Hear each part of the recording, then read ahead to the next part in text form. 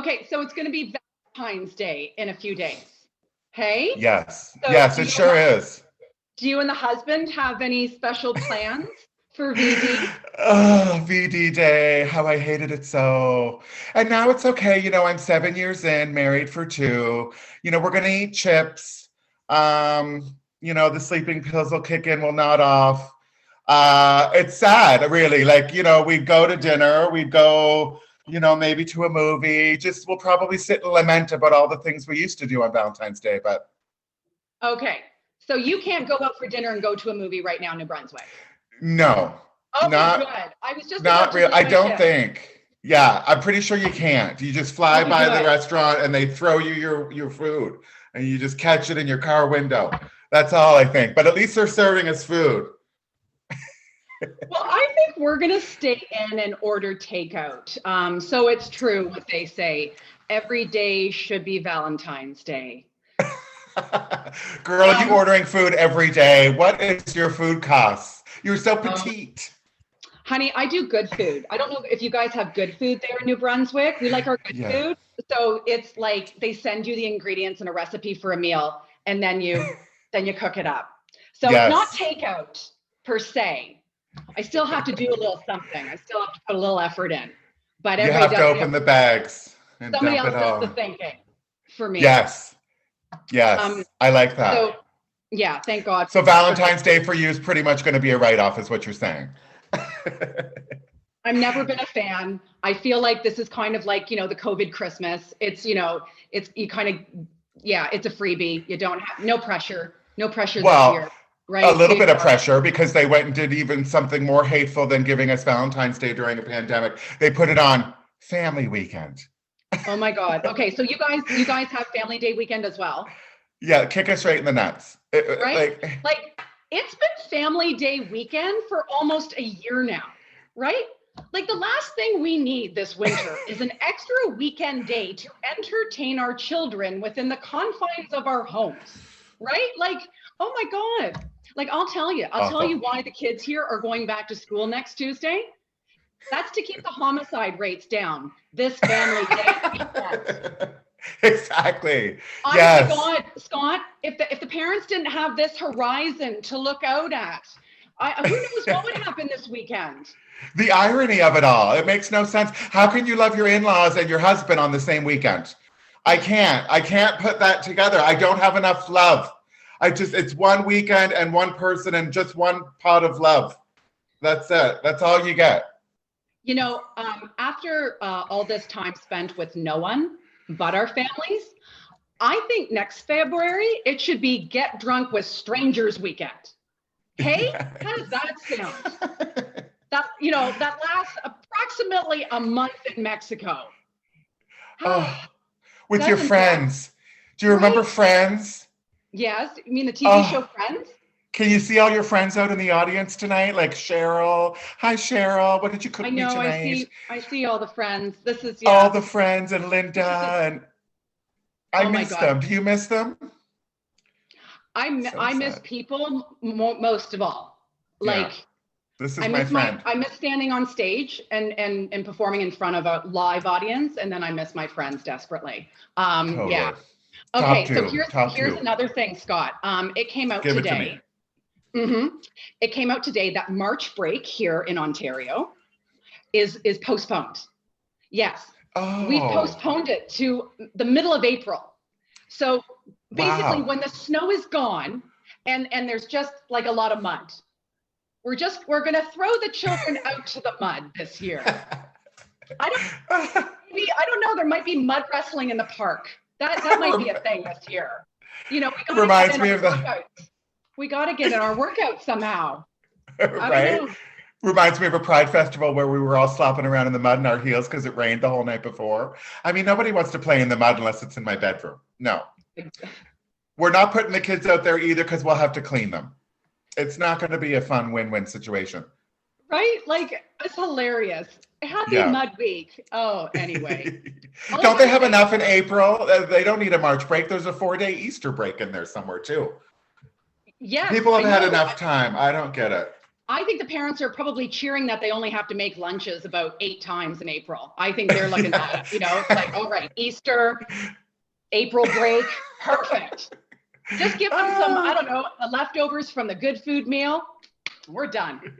Oh, anyway. That's all we need now to make us happy. Just a little bit of hope. Just 5 less lunches to have to make. Right? It is the little thing. I don't know, Scott. I have to say, though, I have never spent a winter wanting to go out and socialize this much. Like, this pandemic has taken away all the joy I typically get from hiding in my house until about May. Right? Yeah. Like, you think you're cool. And then they make the world do it. I'd give anything to like freeze my ass off while standing in a long line, waiting to get into a bar and pay $20 for a vodka soda. I'd give anything. Those were the days. Those were the days, just to be out front and seen. I'll wait in a line for, half a day just to be, looked at and someone give me a compliment. Anything. It's sad, but you're right. They did take your only little bit of fun away, and they made it a whole thing for a whole year. Like, not leaving our houses was our mid-40s something special, where we had people over and we baked for them, and I usually happily hibernate for months during the winter, but now. Yeah.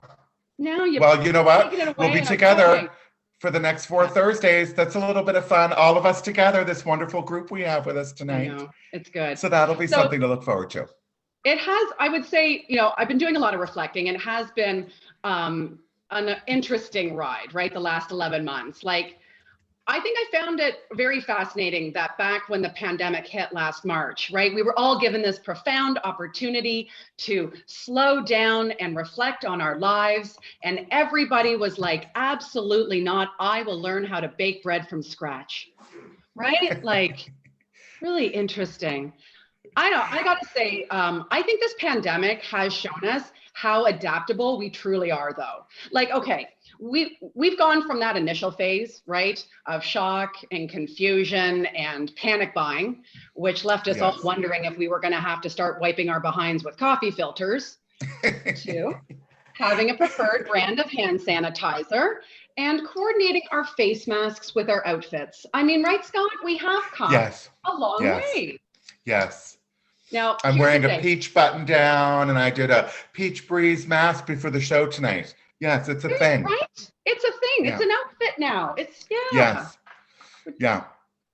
We're moving through the stages. It's like the 12 stages of grief. It's like the 12 stages of COVID, right? Like we've gone through the bread phase.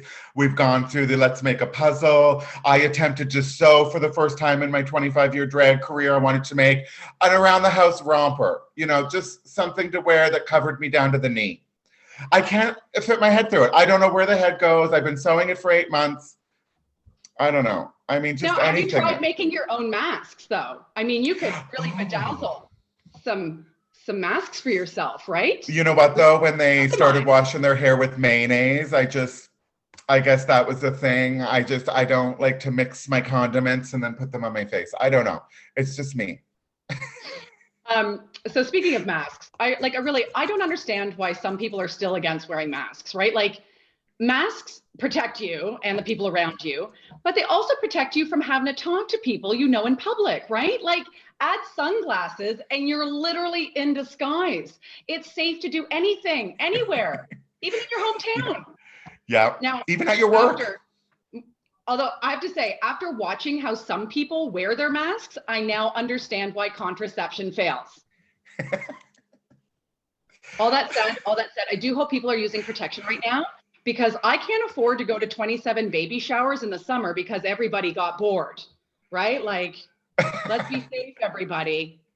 All those butterfaces out there, and you know the people I'm talking about. Everything but her face, everything but his face.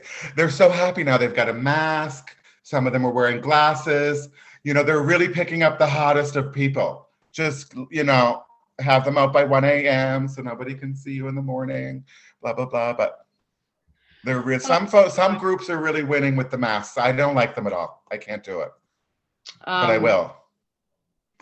I think it's really important that we do laugh as much as possible, because like right now, like you were talking about kind of like the Corona coaster, all the, you know, the different kind of phases and stages of the pandemic. And like, I think it's important to recognize that we are in the toughest phase of isolation in this pandemic. Like, you know, there was that first phase of like shock and panic and confusion.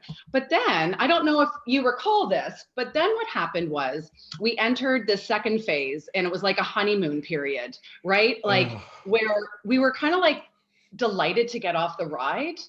It felt kind of novel and different to stay at home.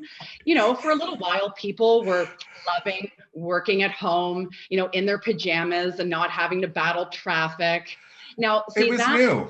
I know Yeah. it was novel and it was special. It was like, yeah, it was just a chance to like slow down. Now, I call that second phase the sourdough starter moment. Right? Do you remember like everyone excitedly downloaded House Party and they rushed to register for their personal Zoom account, and playing Scrabble online with strangers was fun. And then we were full of enthusiasm, right? About how much we were going to learn and grow during this time.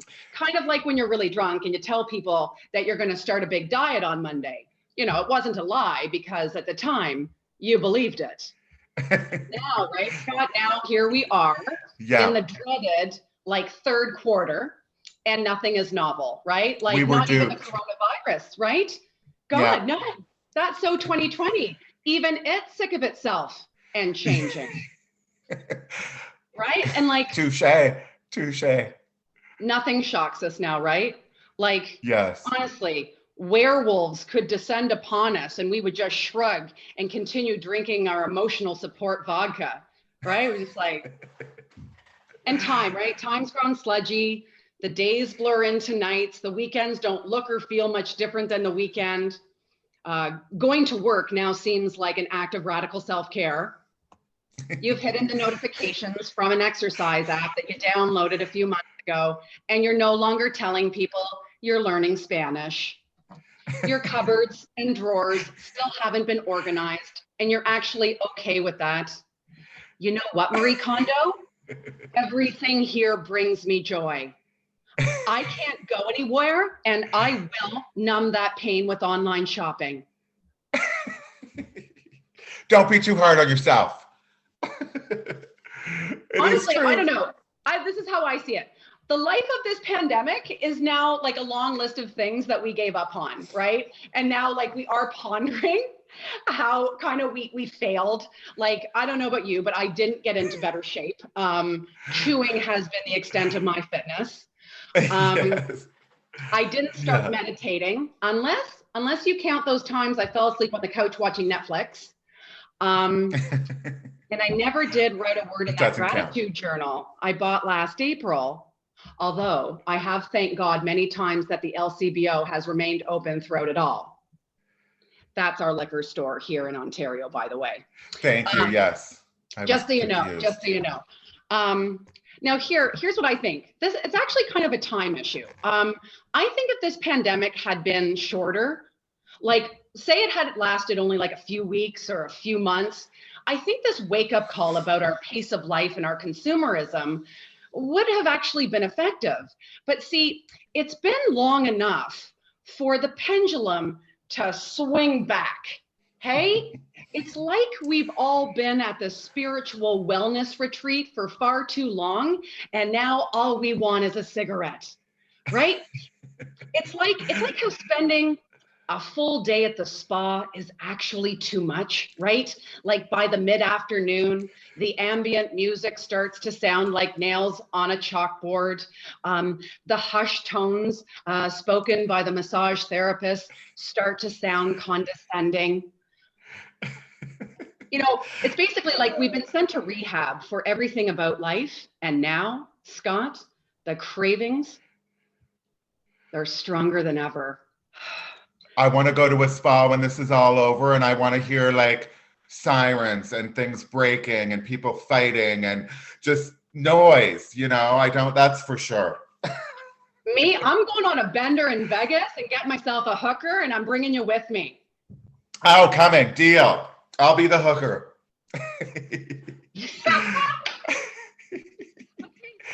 Oh, I feel like we did that in a previous life before though, Suze. I like that you just called me Suze, by the way. That's you cute. boozy Susie, me, There drunk we go. Contessa. Just, we're gonna do it.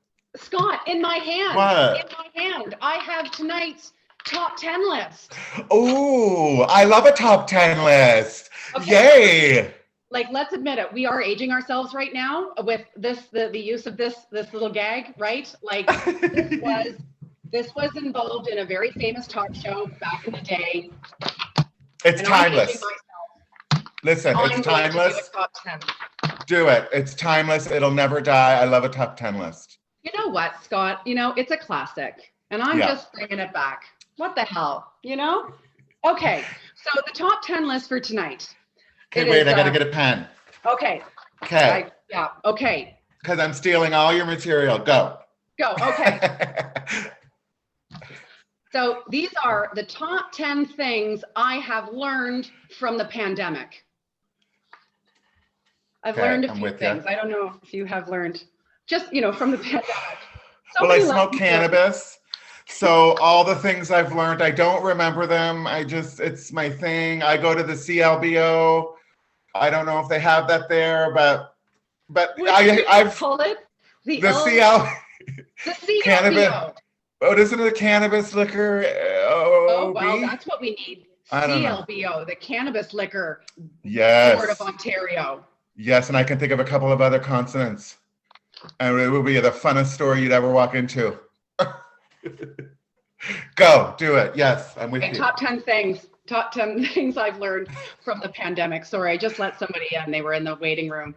Okay, hey. They're late to the show. That's all right. They're here for the top 10 list. Okay, top 10 things I've learned from the pandemic. Number 10, how boring my partner is.